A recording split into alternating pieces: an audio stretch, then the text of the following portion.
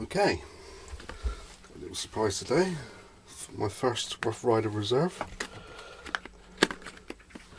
So I thought we'd take it out if I can get it out. Just opened it, so it's brand new. What we do, what I normally do, test it. Nice little container.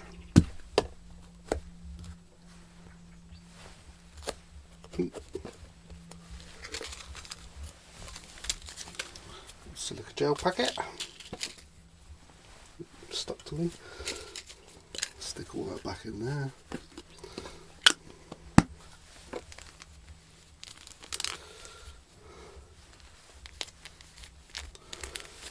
So we've got ourselves a little polishing cloth.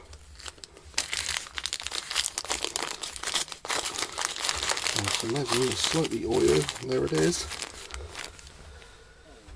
Easy open, sway back tan. Looks really nice, hope you agree.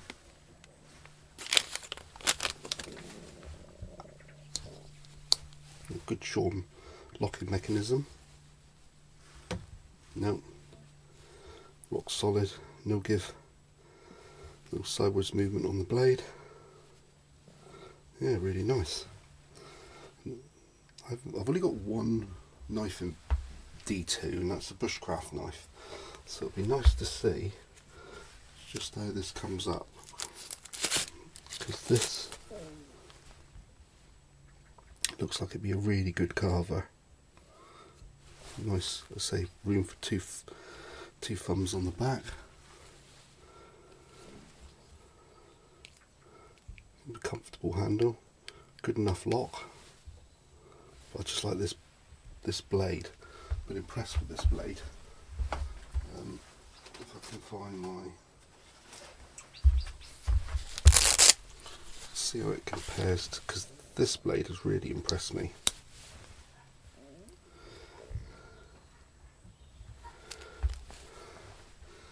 They're sort of similar designs, aren't they? Obviously this one's longer. I think this is 2.9, this looks like 2 inches or something. This is really good, but obviously this is an upgrade in the steel. That gives me a little bit more reach, and I thought, you know what, this might be a really nice wood carver, and it's a really nice looking knife, and it's UK legal. Same as this, mind you. And carbon 2, classic. But this, I mean the badge, everything about it, yeah, it's spot on. Slight gap there, but it's even.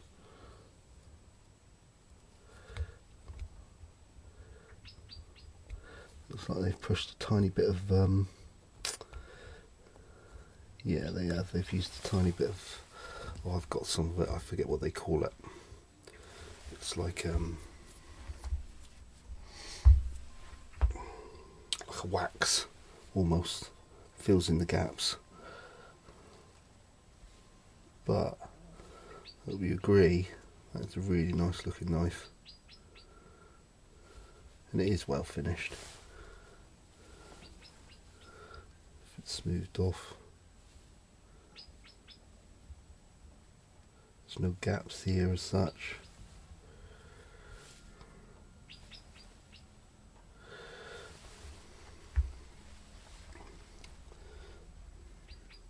Yeah, it's a Wycliffe blade, isn't it?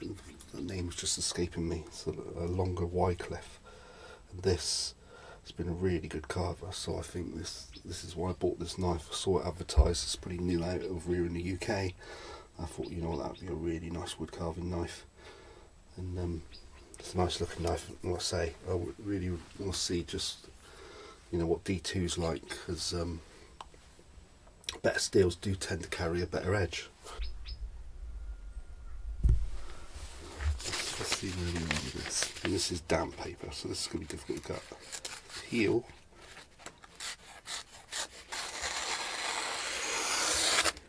Oh, that's nearly push cutting. So, hold the knife, pull. It's very, it's almost push cutting. Just we call that just off push cutting sharp, so that is very good. You look at this knife.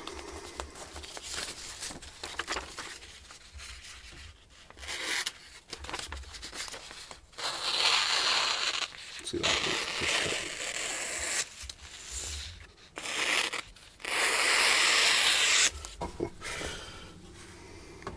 Right, so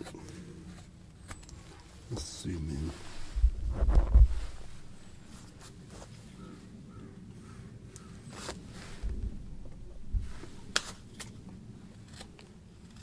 See, that's just going through that like butter.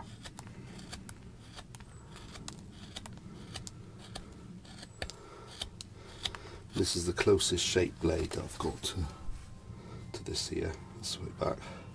Oh yeah, instantly I've had to turn up the bite angle. This is always the thing. It's almost like you could say there's three types of sharpness. There's edge sharpness, profile sharpness, and bite angle sharpness. So that, see, so I'm starting to grab hold of a bit of wood. Hang on, let's see if I can twist it right. So, there. That's the bite angle. Oh, straight away.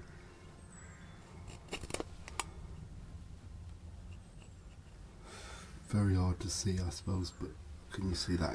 That to me was instantly noticeable here. I'm doing like that. Low down, and then as soon as I grab this, I'm like, I was doing that. When there. See, that's the difference. Now your working angle's not so with the grain. So as your bite angle turns out, also your ejection bevel, so you're increasing the wedginess of the blade, the wedginess, the wedging effect on the wood, which means it's always going to be a lot harder to get a clean cut. But it is a sharp knife, definitely. It's a sharp edge, but it's got a sharp, good profile. But it's not the same. It definitely lacks finesse. This goes through it smoother. Yeah, so there's a lot of potential here in this knife. So I'm going to go away and convex sharpen this. But I should imagine something like this will take me about 45 minutes, maybe an hour, depending on how I see. I'm going to take my time on this, so let's say an hour, and then we'll come back and do the tests again, and then we'll do some wood carving, and I might see if I can find something to carve or to finish, or carve beginning to end. I've got a couple of blanks here, so I may do that. See you in a bit. Okay, back again. I had an idea a couple of nights ago and thought it might be interesting, it's worth a try. Instead of sharpening both sides of the knife, I thought I'd sharpen one side, see if I could get alignment, and just show you the difference between, you know, the before and after. Literally you can see, rather than trying to swap screens and stuff, and if we could see the profile.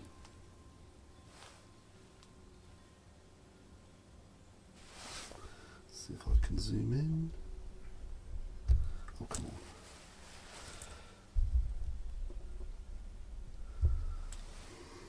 So, after sharpening, that's best of 2000 stone, because it's nice and flat, and it's a fast cutting 2000 stone.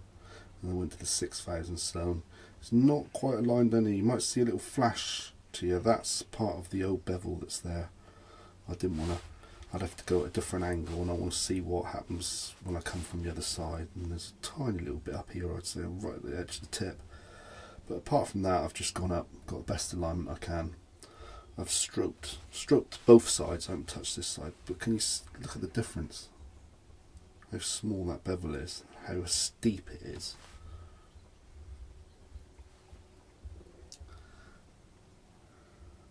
And that, how progressive that is. How steep it is. It's just profile sharp. I know it's not as pretty. This here, actually, this is manufacturing, slight imperfection in the flatness here. My stones can't do that. You know, I can't do that. I'm going straight, so when they skip over a little bit like that, it's a slight indent in here. It's not 100% level. It's a double. I think it was a double bit. Where was it? It's the main bit's there. It looked like there was a slight double, but definitely there. You can see it. That's where the stone's skipping over. So that's knife imperfection. When you go really steep, you do tend to bring out knife imperfections. I'll do another example of that. Again, so that's the side working away from me. That's always the neatest side. I just can't seem to get down. But this is the steep side. You can see I've got a piece here, that indent there. That's a manufacturing imperfection. It comes out when you go really steep. It's sort of an impression. Impression is it depression in here. It's like dips. It's this flat and then it dips there and comes up. So that's the sort of thing you do. It only really comes out on my left when I'm working towards me, because the other side I tend to back off because I'm afraid to scratch the blade, you know, because it only takes a little bit too steep and you start hitting up here. And I'm not worried too much. You know, they need to do a job. They're not to look pretty, but I understand how people who collect knives don't like that sort of thing. But you have to do that type of thing. You know, that's the difference. It might not be so neat. That might be neat, but look how acute it is. Look how steep, how small the bevel is. I can't see if, yeah, I mean. Let's have a look at the sharpness. I haven't actually tested this. I've literally just set the camera up. I haven't tested it on anything at all. I know on the stroke there's a lot of serrations coming. I haven't been able to sharpen it in my normal way. But yeah, look, I haven't even got proper alignment. And I'd say it's, yeah, so I'm nearly pushing. It's a slight improvement over the original. Okay, back again. Right, so that's the side that you saw. There. That I did first half, and now that's the new one. This is working away from me. This is always a bit more bulbous. I can never get it. I don't even attempt to get them the same, but then I don't have to. I'm not doing this for looks or aesthetics. I'm not a collector. I'm a wood carver, so it's about performance, and it can be incredibly difficult to get all this straight by hand and doing it convex sharpening, so I don't even try. So it's probably about a 60-40, i.e. 60% of the bevel on this side, 40 on that. Actually it's probably even a bit steeper, might be even a 70-30 to be honest with you. But let's have a look at our sharpening. Well, first, right, so paper.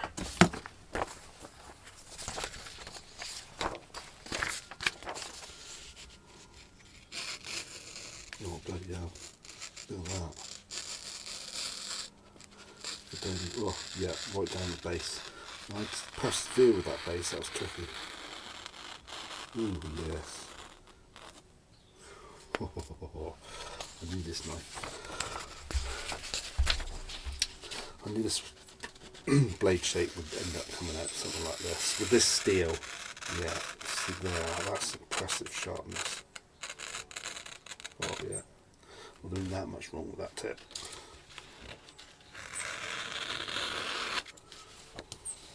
Yeah, really sharp. It's the profile, and I like the shape. This lovely white blade, it's just, yeah, really nice. Really looking forward to doing some wood carving with this. I think you can see a massive improvement. That's what it's like. Oh, that's it. There is a bit of a problem though. We've got a bit of a weakness here. I knew that something wasn't quite right at the beginning, but I grabbed the knife like this. Went, no, that's alright. there's no movement in there, but there is. But I felt it when after I sharpened the first one. Look, see it click over there. When you go from one side of the stone to the other, you feel it go click there. You can feel it click down here. Slight movement on the base there. That's why when you close the knife, I can get it. It'll sit right up that side. It'll go right to that side. Or you can sort of centre it and it'll stay there. It's that sort of a problem. So, you know, it ain't a perfect knife, but it's a very good price. And it's a pretty thing, and you can see how sharp I can get it. So I'm not fast. I wouldn't be a good knife reviewer because I'm just not very fussy sort of person.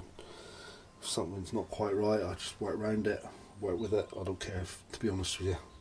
It'll carve wood, it'll be fine. And it is a pretty knife. I do like things to be pretty, but obviously if you're a collector or you hate movement on your knife, then this might not be the best option to get. It's a quality issue. I'm not sure how bad that will get.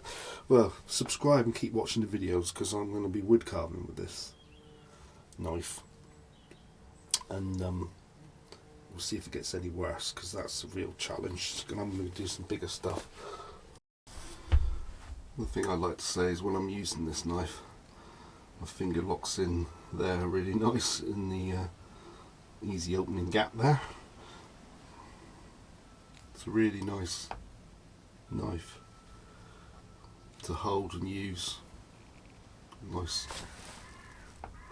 plenty of real estate on the back that's been flattened out, nice and smooth for two thumbs. You can get some good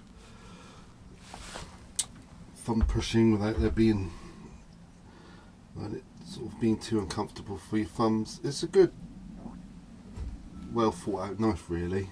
Attractive knife. Well made, apart from maybe the joint there. That's something that we'll have to see. But at this price point, I mean, it's middle of the road. It's got a lot of things going for it. It's not perfect, so that's my conclusion.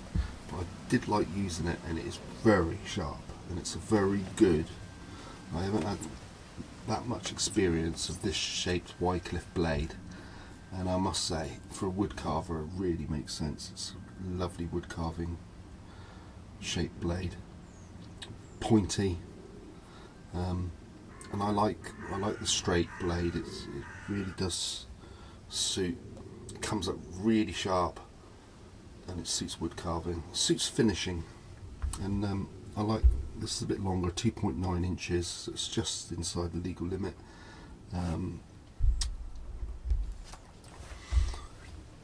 So it's for bigger pieces, it'll be ideal. Like, you know, for this sort of work, you know, can you see that you need a blade that's a bit long. If I'm going to reach over here, you know, it does help, especially if you've got a flat blade where you really do need in these sort of things. You know, you can see it's a little bit longer than I would need, but I don't mind it. It comes in handy, but it's noticeably sharper than the Seahorse Whittler, which I've been using, the carbon. I think it might be T10 carbon. It doesn't say on the Hendy website, but I think it might be T10. It's carbon steel anyway. But this D2, which is a carbon steel, but it's only just outside, isn't it? It's got high chromium content, so it's a very good steel to have, because it resists rust more than most carbon steels, and it definitely takes a noticeably better edge. I'm thinking that this is the sort of edge that I would get on VG10 stainless steel. It's not as good as the ZDDP for that's obvious reasons, but definitely it's up from my normal. You know, I tend to use Sandvik steels and the 8CR MOV stuff, you know, the 440 series. Definitely it's an increment up from that. Anyway, hope that's been useful to you, and I shall see you again soon.